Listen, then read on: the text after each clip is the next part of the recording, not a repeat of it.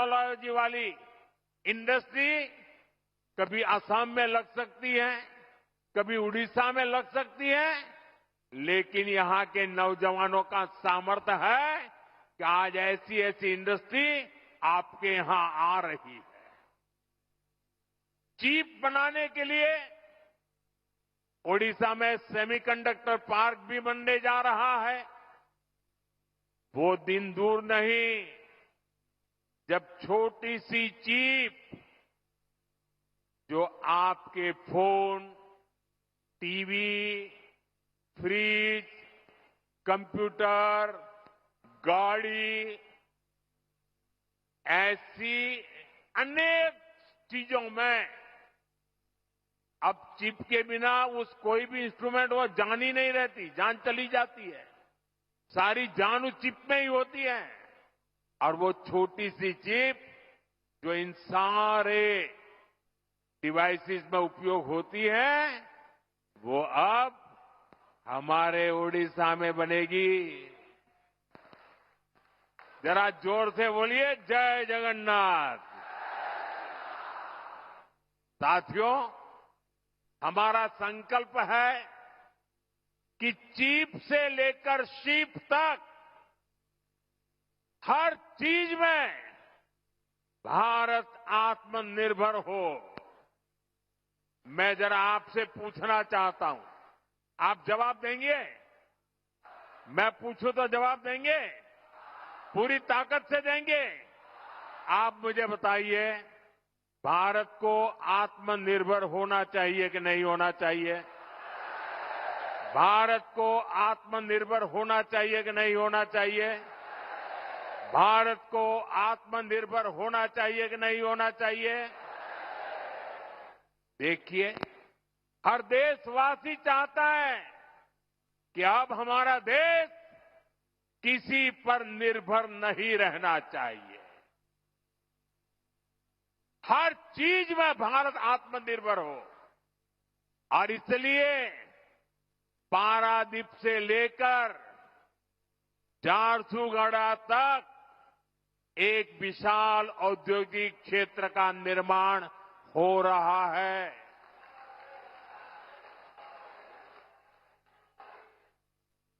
भाइयों और बहनों, जो भी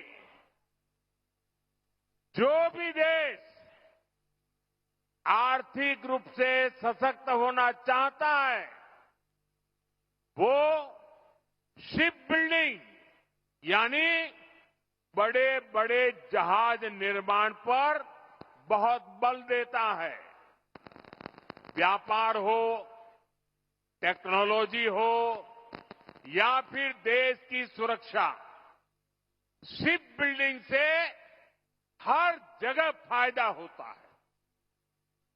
अपने जहाज होंगे तो संकट के समय दुनिया के साथ आयात निर्यात में रुकावट नहीं आएगी। इसलिए बीजेपी की हमारी सरकार ने एक बहुत बड़ा कदम उठाया है। हमने देश में ये बड़े बड़े जहाज बनाने के लिए, शिप बिल्डिंग के लिए 70,000 करोड़ रुपए का पैकेज मंजूर किया है। इससे भारत में 4.5 लाख करोड़ रुपए का निवेश आएगा। ये पैसा स्टील, मशीनरी, इलेक्ट्रॉनिक्स और मैन्युफैक्चरिंग से जुड़े अनेक छोटे, लघु, कुटीर ऐसे उद्योगों तक पहुंचने वाला है। इससे सबसे बड़ा लाभ मेरे नौजवानों को, मेरे देश की बेटे बेटियों को होने वाला है। इससे लाखों नई नौकरियां बनेगी। इसका बहुत अधिक लाभ हमारे उड़ीसा को होगा। यहां की इंडस्ट्री, यहां के नौजवानों को इस रोजगार का लाभ फायदा होगा। साथियों, आज देश ने आत्मनिर्भरता की तरफ बहुत बड़ा कदम उठाया है। जब टेलीकॉम की दुनिया में 2G, 3G, 4G जैसी सेवाएं शुरू हुई तो उनमें भारत बहुत पीछे रह गया था। और क्या चल रहा था वो भी आपको मालूम है। सोशल मीडिया पर कैसे कैसे चुटकुले चलते थे, 2G, 3G और फिर पता नहीं क्या क्या लिखा जाता था। लेकिन भाइयों बहनों, 2G, 3G, 4G इन सारी सर्विसेज की टेक्नोलॉजी के लिए भारत विदेशों पर ही निर्भर रहा। ऐसी स्थिति देश के लिए ठीक नहीं थी। इसलिए देश ने संकल्प लिया कि टेलीकॉम सेक्टर की ये जरूरी टेक्नोलॉजी देश में ही विकसित हो। हमारे लिए गौरव की बात है कि हमारे BSNL ने अपने ही देश में पूरी तरह स्वदेशी 4G टेक्नोलॉजी विकसित कर ली है। अपनी मेहनत, अपनी लगन, अपनी कुशलता से BSNL ने नया इतिहास रच दिया है। और मैं इस काम में जुड़े हुए देश के नौजवानों को, उनकी टैलेंट को और भारत को आत्मनिर्भर बनाने के लिए उन्होंने जो बड़ा काम किया है, मैं उन सभी नौजवानों को बहुत बहुत बधाई देता हूं। भारत की कंपनियों ने भारत को दुनिया के उन 5 देशों की सूची में ला खड़ा किया है।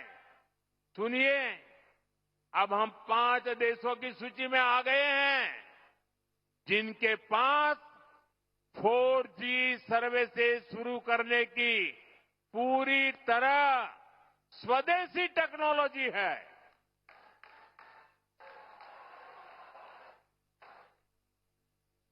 साथियों, ये संयोग है कि आज BSNL अपनी स्थापना का 25वां वर्ष मना रहा है। और इस ऐतिहासिक दिन BSNL और उसके सहयोगियों की मेहनत से आज Bharat global telecom manufacturing hub बनने की दिशा में आगे बढ़ रहा है।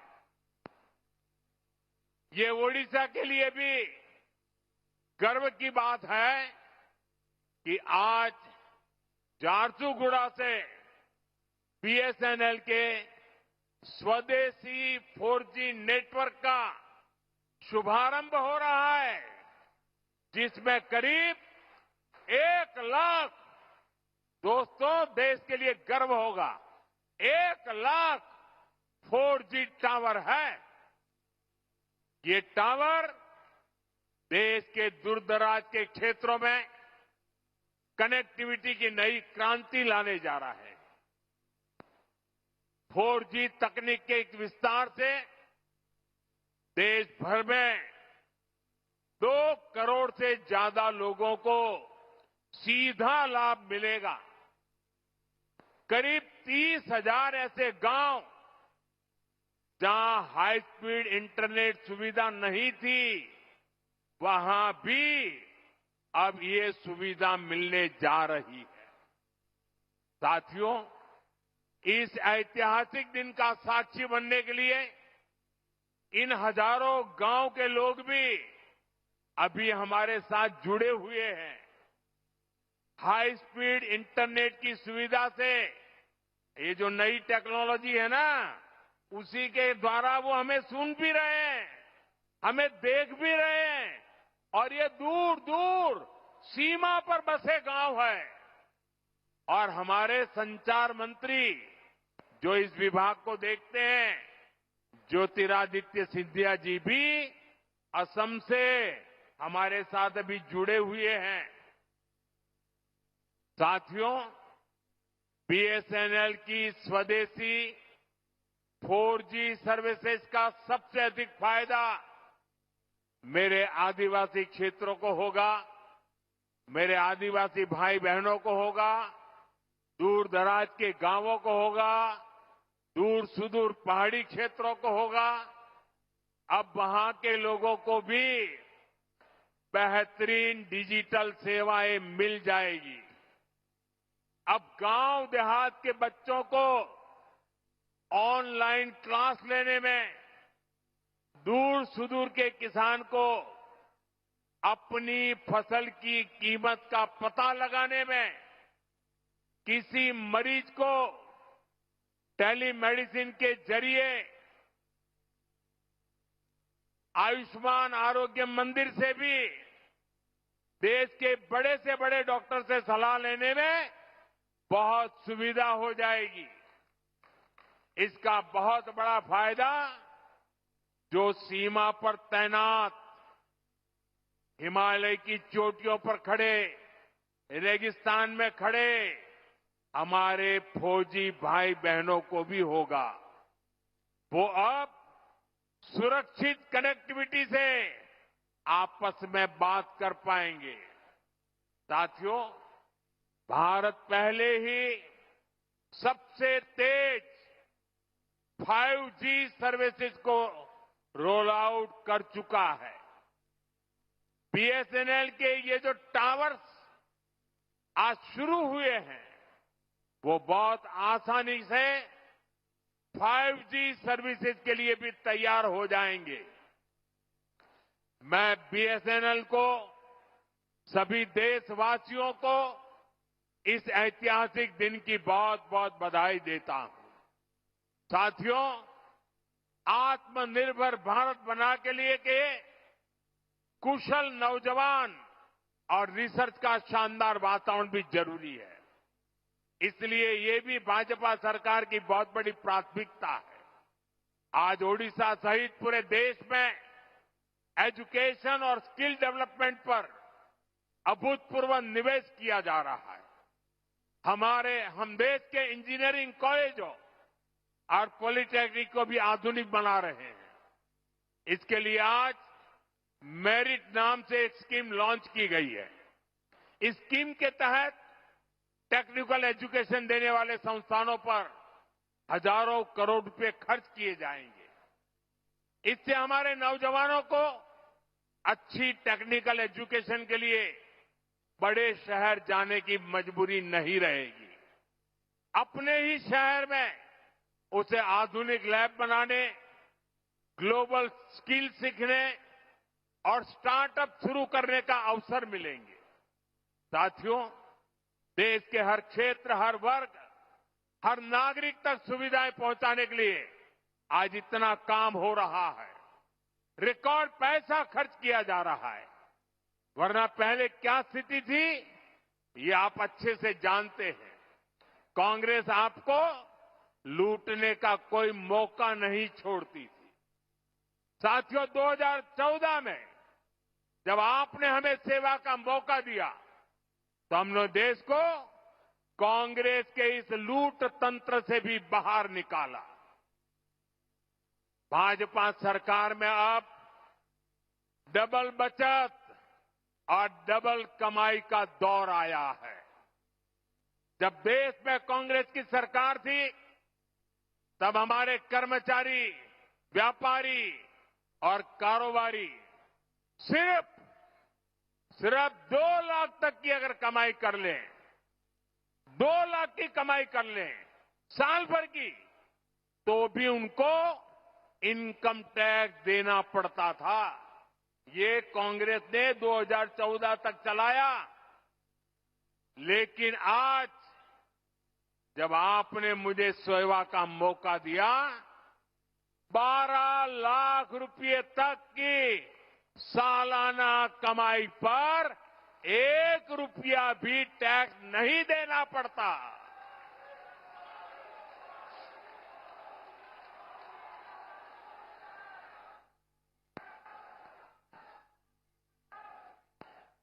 साथियों, अभी इस 22 सितंबर से देश में, उड़ीसा में जीएसटी के नए रिफॉर्म भी लागू हुए हैं। इन सुधारों ने आप सभी को जीएसटी बचत उत्सव का उपहार दिया है। अब माताओं बहनों के लिए रसोई चलाना और सस्ता हो गया है। जरूरत की अधिकतर चीजों के दाम बहुत कम हो गए हैं। मैं आपको एक उदाहरण से समझाता हूं। मान लीजिए उड़ीसा में एक परिवार राशन और घर में जो जो चीजों की आवश्यकता होती है, अगर मान लो कि साल भर में वो 1 लाख रुपया खर्च करता है, हर महीना 12-15 हजार रुपया अगर खर्च करता है तो साल भर का 1 लाख रुपया खर्च हो जाता है। 2014 से पहले कांग्रेस की सरकार, अगर आप 1 लाख रुपया खर्च करते थे तो 25,000 रुपया, 20 से 25,000 रुपया टैक्स ले लेती थी। यानी 1 लाख रुपया आपको 1.25 लाख रुपया देना पड़ता था।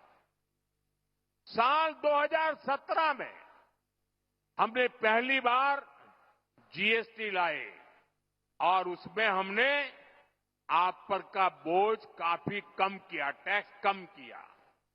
और हम दोबारा जीएसटी रिफॉर्म करके लाए। अब भाजपा सरकार ने इसको बहुत कम कर दिया है। अब 1 लाख रुपए के सालाना खर्च पर एक परिवार को सिर्फ 5-6 हजार रुपये ही देने होंगे। अब बताइए कहां 25,000 और कहां 5-6 हजार। कांग्रेस राज की तुलना में आज सालाना 1 लाख रुपए के खर्च पर हमारे गरीब सामान्य मध्यम वर्ग के परिवारों की 20-25 हजार रुपए की बचत पक्की हो गई है। साथियों, हमारा उड़ीसा किसानों का प्रदेश है। किसानों के लिए भी जीएसटी बचत उत्सव बहुत शुभ है। कांग्रेस के जमाने में अगर किसान ट्रैक्टर खरीदता था तो एक ट्रैक्टर पर उसको 70,000 रुपये टैक्स चुकाना होता था। जीएसटी आने के बाद हमने टैक्स घटाया।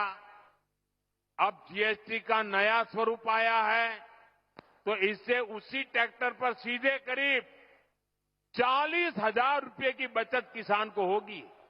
एक ट्रैक्टर पर 40,000 रुपया बचत। धान रोपने के लिए किसान जो मशीन इस्तेमाल करते हैं उस पर अब 15,000 रुपये की बचत होगी।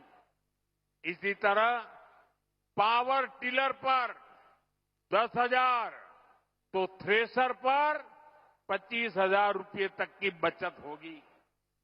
खेती किसानी के ऐसे अनेक उपकरणों पर भाजपा सरकार ने टैक्स बहुत कम कर दिया है। साथियों, ओडिशा में बहुत बड़ी संख्या में हमारा आदिवासी समाज रहता है। ये आदिवासी समाज वन उपज पर आश्रित है, उससे रोजी रोटी चलाता है। पहले ही हमारी सरकार केंदू पत्ता संग्राहकों के लिए काम कर रही है। अब इस पर जीएसटी भी बहुत कम किया गया है। इससे संग्राहकों को केंदू पत्ता के और अधिक दाम मिलना पक्का हो गया है। साथियों, भाजपा सरकार आपको लगातार टैक्स में राहत दे रही है, आपकी बचत बढ़ा रही है, लेकिन कांग्रेस अब भी अपनी हरकतों से बाज नहीं आ रही है। कांग्रेस की सरकारें अब भी आपको लूटने में जुटी है। और मैं ऐसे ही नहीं कह रहा हूं, मेरे पास सबूत है कि सारे देश के लोगों को इतना लाभ हो रहा है। जब हमने जीएसटी की नई दरें लागू की तो सीमेंट से भी टैक्स कम कर दिया। हमारा मकसद यही था कि लोगों को अपना घर बनाने में, घर की मरम्मत कराने में सीमेंट सस्ता होने से कम पैसा खर्चना पड़े। 22 सितंबर के बाद अब आप देखिए, ये बयानबाजी करने वाले लोगों के करतूत देखिए। हिमाचल में कांग्रेस की सरकार है, भांति भांति की हमको गालियां देने की कांग्रेस को आदत पड़ गई है। लेकिन जब हमने जीएसटी का दाम कम किया तो पूरे देश में काम कम हुआ। लेकिन कांग्रेस आम जनता को ये सुख देना नहीं चाहती है। पहले जब हमने डीजल पेट्रोल में पैसा कम किया था तो जहां जहां कांग्रेस की सरकारें थी, उन्होंने ऊपर से दूसरा टैक्स लगा करके उतना ही दाम रहने दिया और खुद तिजोरी भर करके लूट का रास्ता खोल दिया। ऐसा ही हिमाचल में कांग्रेस सरकार ने, जब हमारी सरकार ने सीमेंट का पैसा कम किया तो उन्होंने अपना एक नया ही टैक्स लगा दिया। और इसलिए जो फायदा भारत सरकार हिमाचल के लोगों को देना चाहती थी, ये कांग्रेस की लूटबाज सरकार उसमें दीवार बन के खड़ी हो गई। इसलिए मैं कहता हूं, कांग्रेस की सरकार जहां भी रहेगी वहां लोगों को लूटेगी। इसलिए देश के लोगों को कांग्रेस से सावधान रहना ही है और उसके साथियों से भी बच के रहना है। साथियों, जीएसटी के बचत उत्सव ने सबसे अधिक खुशी हमारी माताओं बहनों को दी है। बहनों बेटियों की सेवा हमारी सरकार की प्राथमिकता है। इसमें भी हम माताओं बहनों के स्वास्थ्य पर बहुत जोर दे रहे हैं। साथियों, अपने परिवार के हित में एक मां त्याग करने में हमेशा सबसे पहले रहती है। मां का त्याग तो हम हमेशा देखते हैं। वो हर संकट अपने ऊपर लेती है ताकि बच्चों पर बोझ न पड़े। मां अपनी बीमारी तक छुपा लेती है ताकि उसके इलाज पर घर का खर्च ना हो। इसलिए ही जब हमने आयुष्मान भारत योजना शुरू की तो इसका बहुत बड़ा लाभ हमारी माताओं बहनों को, देश की महिलाओं को हुआ।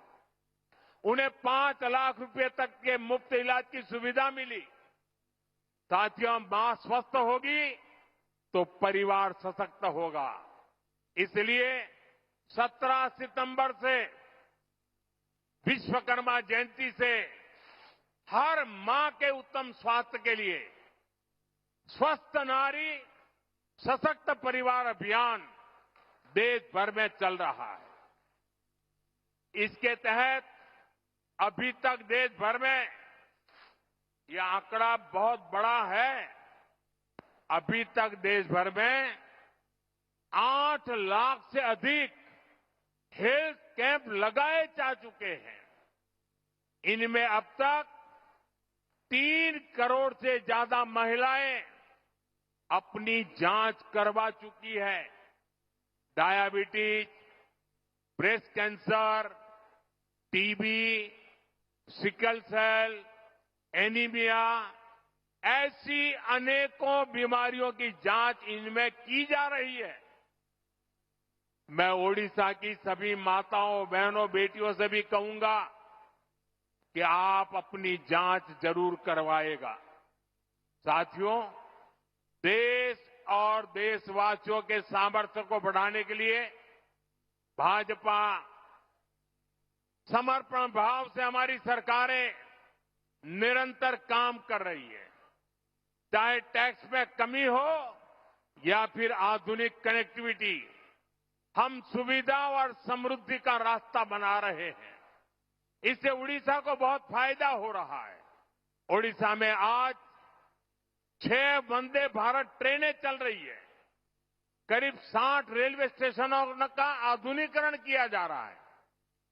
झारसुगुड़ा का वीर सुरेंद्र राय एयरपोर्ट आज देश के कई प्रमुख शहरों से जुड़ चुका है। मिनरल्स और माइनिंग से अब उड़ीसा को कहीं अधिक पैसा मिल रहा है। सुभद्रा योजना से भी ओडिशा की माताओं बहनों को निरंतर सहायता मिल रही है। हमारा ओडिशा प्रगति पथ पर सवार हो चुका है। मैं आपको भरोसा दिलाता हूं कि विकास का ये सिलसिला और तेज होगा। एक बार फिर आप सभी को बहुत बहुत शुभकामनाएं।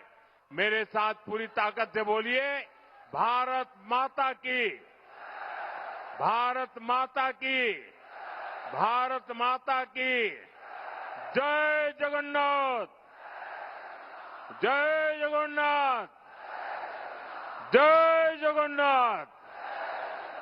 बहुत बहुत धन्यवाद।